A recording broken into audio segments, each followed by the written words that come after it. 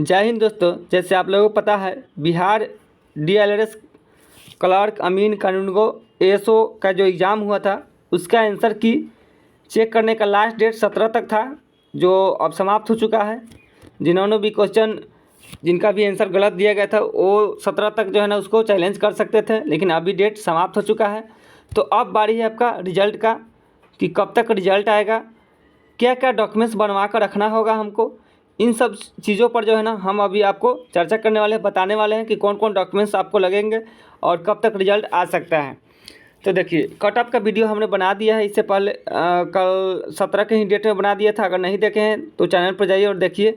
और जो भी नया है मेरे चैनल पर, वो ज़रूर चैनल को सब्सक्राइब कर ले, ताकि इस एग्ज़ाम को हम शुरू से लेकर अभी तक कवर करते आए हुए हैं। जब एग्ज़ाम हुआ तब भी हम इसको कवर किए हुए हैं, और अभी भी जो है ना जो भी इन्फॉर्मेशन आता है हम आप तक पहुंचाते हैं। तो ज़रूर चैनल को सब्सक्राइब कर ले और बेल आइकन को दबा दे, ताकि आपको पूरा इन्फॉर्मेशन मिलता रहे। चलिए, सबसे पहले बात कर लेते हैं। ये देखिए, डॉक्यूमेंट वेरिफिकेशन में कौन कौन डॉक्यूमेंट लगेगा। ये डॉक्यूमेंट वेरिफिकेशन के समय कौन कौन सा आपको डॉक्यूमेंट्स लगेगा।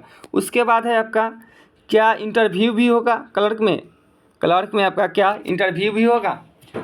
अगला आपका है पॉइंट है कि क्या क्लर्क का जॉब परमानेंट है, यानी कि क्या ये अस्थायी बहाली का, इसको नहीं हटाया जाएगा। फिर उसके बाद है कब तक रिजल्ट आएगा। इन सभी बातों पर हम अभी चर्चा करने वाले हैं। तो देखिए, अगर हम सबसे पहले बात कर लेते हैं डॉक्यूमेंट वेरिफिकेशन का, कौन कौन सा डॉक्यूमेंट्स लगेगा, क्या इंटरव्यू भी होगा क्लर्क में। तो देखिए, इंटरव्यू जो है ना, इंटरव्यू का बात कर लेते हैं। ये इंटरव्यू का बात कर लेते हैं। तो इसमें इंटरव्यू के तौर पर जो है ना, जब डॉक्यूमेंट वेरिफिकेशन करने जाइएगा, तो आपको जब बुलाया जाएगा तो वहाँ पर कुछ पैनल माने कुछ लोग जो है ना, जो डॉक्यूमेंट्स चेक करते हैं, वो बैठे हुए रहेंगे आपको, और आपसे जो डॉक्यूमेंट्स आप दीजिएगा उसी से रिलेटेड आपके कुछ प्रश्न पूछते हैं। जैसे आपका नाम पूछेगा, कब पास किए आप, मतलब मैट्रिक कब पास किए, इंटर कब पास किए, इस टाइप के जो है ना आपको प्रश्न पूछा जाएगा। साथ ही आपको ये भी पूछा जा सकता है कि आप ये जॉब क्यों करना चाहते हैं। इस टाइप के जो है ना कॉमन प्रश्न जो है ना आपसे रिलेटेड जो है ना पूछा जाएगा। इससे कोई आपका ना मार्क्स मिलेगा, ना इसे हटाया जाएगा। इससे कोई नॉर्मल आपको इसमें आपका पूछा जाएगा। उसके बाद है नेक्स्ट है आपका क्या क्लर्क का जॉब परमानेंट है। तो देखिए, क्लर्क का जॉब जो है ना, ये क्लर्क का जो जॉब है, ये देखिए अभी तक जो है ना देखा गया है कि परमानेंट करने का अर्थ हो कि जो जिस प्रोजेक्ट के लिए आपको चुना गया है वो तो है ही, साथ ही आपका और भी बिहार सरकार के बहुत सारा काम रहता है इससे रिलेटेड मैंने क्लर्क को, तो उनको और दूसरे काम में जो है ना लगा दिया जाता है। ऐसा नहीं कि पूरी तरह हटा दिया जाता है, उनको दूसरे काम में भी लगा दिया जाता है, पूरी तरह हटाया नहीं जाता है। यानी में भी आपका चांस है कि आपको जो है ना और दूसरा काम में लगा दिया जाए, और इसमें और सेवा विस्तार आपका हो जाएगा। ऐसा नहीं कि आप 1 साल के बाद आपको हटा दिया जाएगा, ऐसा भी नहीं है। तो ये सरकार के ऊपर है, लेकिन अधिकतर आप चांस रखिए कि आपको हटाया नहीं जाएगा, आपको दूसरे काम में, और जब ये प्रोजेक्ट समाप्त होगा जैसे ही, और दूसरे काम में आपको क्लर्क का लगा दिया जाएगा। फिर है कि अगला है आपका कब तक आएगा रिजल्ट। तो देखिए, रिजल्ट जो है ना, रिजल्ट आप जो डीएलआरएस जो है ना बहुत फास्ट प्रोसेस काम कर रही है। तो आपका 17 तक क्वेश्चन, 17 तक जो है आपका क्वेश्चन ऑब्जेक्शन करने का डेट था। 17 के बाद आपको अगले मंथ बोले तो अक्टूबर फर्स्ट वीक में आपका रिजल्ट देखने को मिल जाएगा। अक्टूबर फर्स्ट वीक में जिस हिसाब से आपको सब चीज़ एकदम समय पर चल रहा है, उस हिसाब से आपको अक्टूबर फर्स्ट वीक तक आपको रिजल्ट देखने को मिल जाएगा। अब है कि कौन कौन सा डॉक्यूमेंट्स लगेगा। तो देखिए, हमने ये जो है ना, ये सूची जो है ना 2019 में, देखिए 2019 में अमीन का बहाली हुआ था, उसमें जो है ना उनको ये डॉक्यूमेंट्स मांगा गया था। ये सभी डॉक्यूमेंट्स उनको सेम ऐसा ही आपका एग्ज़ाम हुआ, उसमें जो है ना सेम ऐसा ही हुआ था, मार्क्स बेसिस पर हुआ था। तो उनमें देखिए कौन कौन सा डॉक्यूमेंट्स मांगा गया था, तो उसी आधार पर ये बताया गया है। और अभी जो आपका दिया गया प्रोस्पेक्टस में, वो कौन कौन सा डॉक्यूमेंट्स आपको कहा गया है लाने के लिए, इसे देख लीजिए।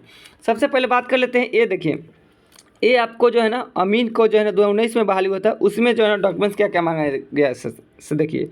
ओरिजिनल एडमिट कार्ड मांगा गया था, ऑनलाइन कंप्यूटर बेस्ड टेस्ट के लिए, टेस्ट जो हुआ था उस समय, उसके लिए अमीन का, तो उसका जो है ना ये मांगा गया था। उसके बाद जो है ना जो आप एग्ज़ाम दिए थे अभी दिए हैं उसका जो है ना एडमिट कार्ड चाहिए। उसके बाद ओरिजिनल एडमिट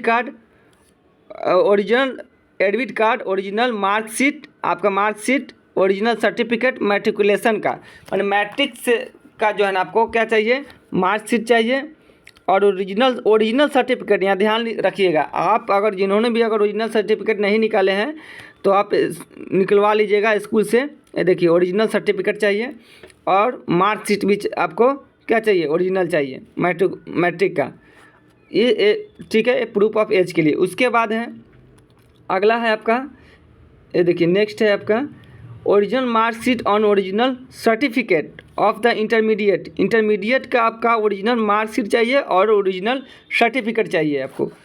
नेक्स्ट आगे बात कर लेते हैं ओरिजिनल, देखिए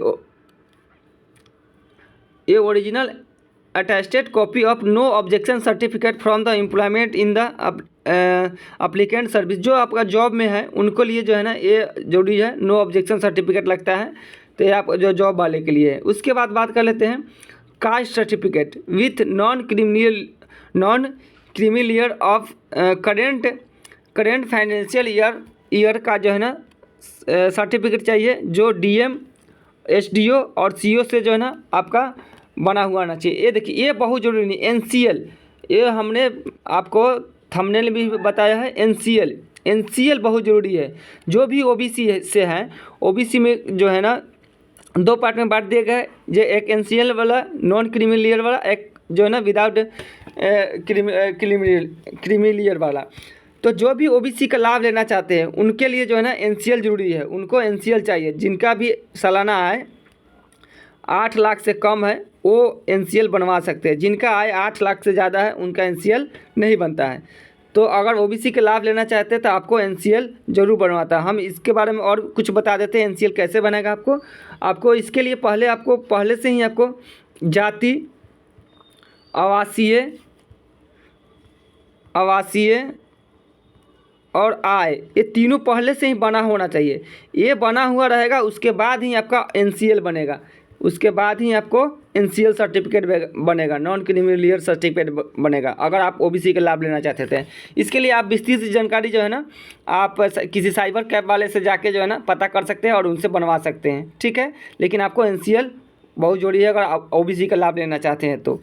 उसके बाद बात कर लेते हैं आगे कास्ट सर्टिफिकेट। अगर SC ST से हैं तो उनका अपना जो है ना कास्ट सर्टिफिकेट जरूर होना चाहिए, जो आपको बता ही दिए, डीएम लेवल या एसडीओ और सीओ लेवल का होना चाहिए। उसके बाद देखिए रेसिडेंशियल सर्टिफिकेट, यानी कहे तो आवासीय प्रमाण पत्र, आवासीय होना चाहिए, आवासीय प्रमाण पत्र होना चाहिए। और उसके बाद बात करें तो 4 copy of passport size photograph होना चाहिए। और उसके बाद देखिए ये जो है ना आपको इससे पहले जो डॉक्यूमेंट वेरिफिकेशन हुआ था 2019 में आपको अमीन का, उनका अभी हम बता रहे हैं। और सेम ही है दोनों का जो है ना, अभी भी जो होगा वेरिफिकेशन होगा वो यही सब आपको भी मांगा जाएगा। उसके बाद नेक्स्ट देखिए, अगर कोई आप दिव्यांग कोटा से हैं, डिसेबल कोटा से हैं, तो आप वो अपना जो है ना प्रमाण पत्र बनवा सकते हैं मेडिकल बोर्ड से। उसके बाद EWS, ये देखिए एक EWS जो है ना, EWS जो भी EWS से है वो DM, SDO और CO लेवल से जो है ना आप अपना बनवा सकते हैं। अगला बात कर लेते हैं, नेक्स्ट आपका है original certificate issued by the proper authority of claiming as relation of the working as the government servant. अगर कोई गवर्नमेंट सर्वेंट में है तो उनका जो है ना एज रिलेक्शन का जो सर्टिफिकेट बनता है वो अपना बनवा ले। उसके बाद बात करते हैं, ये अमीन का है। इसके बाद देखो grand son on grand daughter, जो फ्रीडम फाइटर से हैं उनको जो है ना सर्टिफिकेट बनता है फ्रीडम फाइटर वाले का, जो ग्रैंड सन है या ग्रैंड डॉटर है तो वो अपना सर्टिफिकेट जरूर बनवा ले।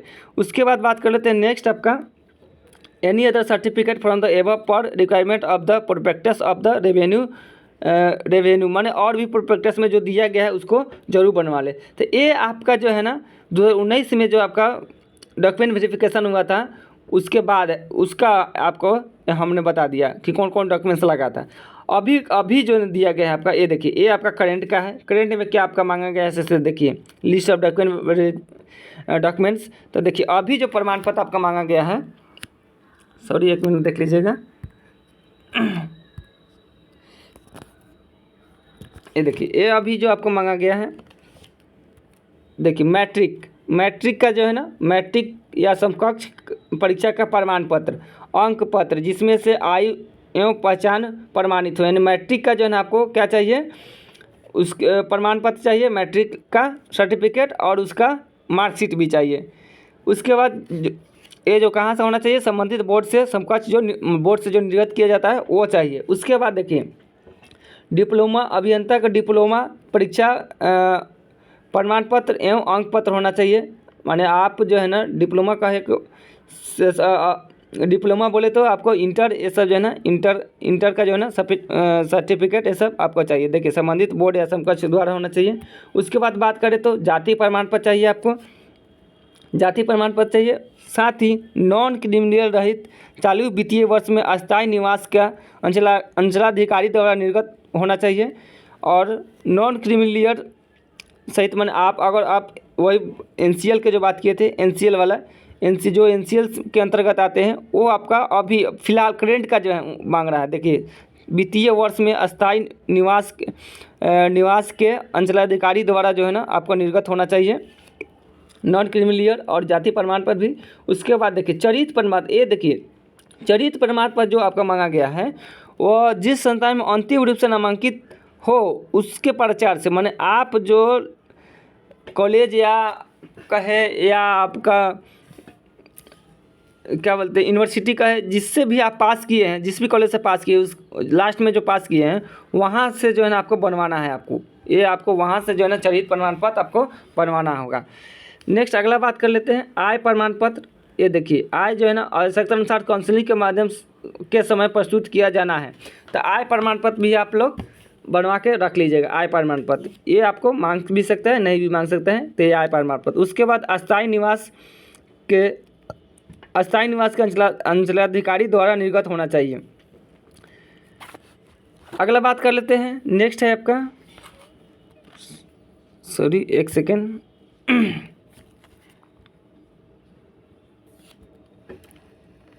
चलिए नेक्स्ट है आपका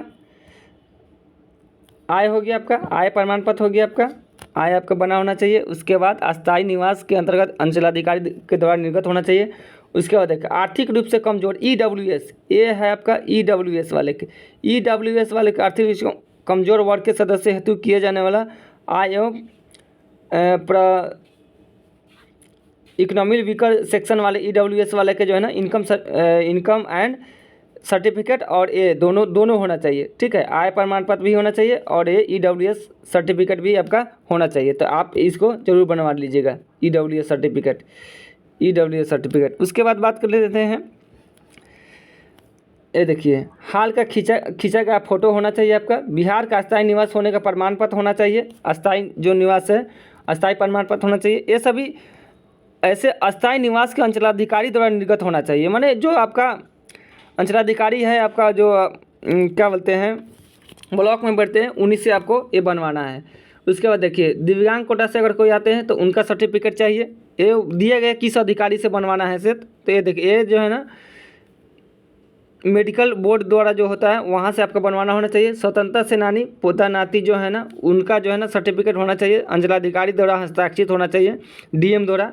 और प्रस्तुत पुस्तिका के अनुसार अन्य संबंधित प्रमाण पत्र और भी अगर कुछ होता है तो आपको जो है ना काउंसलिंग के समय बताया जाएगा क्या क्या लाना है। इतना लेकिन आप जरूर बनवा लीजिएगा। साथ में जो OBC वाले हैं जो NCL के अंतर्गत आते हैं नॉन क्रिमिनल जिसका आय जो है ना 8 लाख से कम है वो ज़रूर आप NCL बनवा लें। और EWS वाले अपना सर्टिफिकेट ज़रूर बनवा लें। और साथ ही जिन्होंने भी आपका ओरिजिनल सर्टिफिकेट नहीं निकलवा ले वो जो है ना ज़रूर अपना ओरिजिनल सर्टिफिकेट निकलवा ले, मैट्रिक का, इंटर का और भी है। अगर ग्रेजुएशन किए हुए तो ग्रेजुएशन का सर्टिफिकेट ज़रूर निकलवा ले। इन सभी चीज़ों को जरूर निकलवा ले। आगे बात कर लेते हैं रिजल्ट का। तो रिजल्ट बता ही दिए आपको, अगले वीक में जो है ना यानी अक्टूबर जो है ना फर्स्ट वीक तक आपको रिजल्ट देखने का मिल जाएगा आपको अक्टूबर फर्स्ट वीक तक। और भी कोई अगर आपको लोगों को डाउट हो तो कृपया कमेंट सेक्शन में बताइएगा, हम सभी आपके डाउट को क्लियर करेंगे। तब तक के लिए जय हिंद जय भारत।